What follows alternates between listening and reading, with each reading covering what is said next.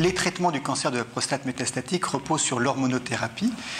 Et on sait très bien qu'à partir d'un certain moment, le cancer de la prostate va échapper à ce traitement hormonal. C'est ce qu'on appelle la résistance à la castration. Et depuis 1 ou 2 ans, sont apparus de nouveaux médicaments, de nouveaux traitements hormonaux auxquels la cellule prostatique tumorale est toujours sensible. Ces nouveaux traitements sont au nombre de 2 actuellement. L'un s'appelle l'acétate d'abiraterone, l'autre s'appelle le MDV 3100, qui ont chacun des mécanismes différents, mais le but, c'est encore d'éviter que la cellule prostatique utilise la testostérone, qu'elle soit fabriquée par elle-même ou qu'elle la prenne dans la circulation sanguine pour se développer.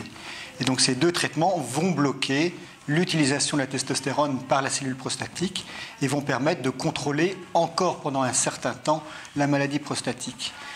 Alors les différentes études qui ont été faites avec ces médicaments montrent que d'une part, elles amélioraient la survie des patients, c'est-à-dire qu'on avait des patients qui vivaient plus longtemps avec ces traitements et que d'autre part, ça améliorait aussi la qualité de vie de ces patients parce qu'au point de vue état général, au point de vue douleur, au point de vue prévention des évolutions de la maladie, ces 2 médicaments amélioraient la qualité de vie des patients. Donc on est maintenant en 2012 à quand même un tournant de la maladie où avec ces 2 médicaments, on va permettre d'une part d'améliorer la survie, mais également d'améliorer la qualité de vie de ces patients.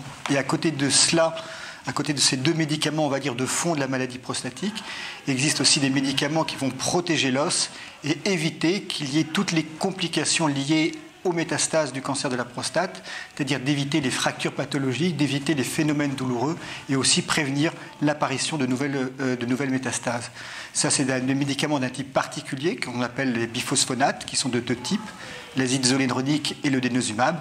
Et également apparaît un nouveau médicament qui s'appelle l'alfaradine, qui était une radiothérapie par du radium-223, des rayons alpha qui n'ont pas les effets secondaires de la radiothérapie métabolique qu'on utilisait auparavant.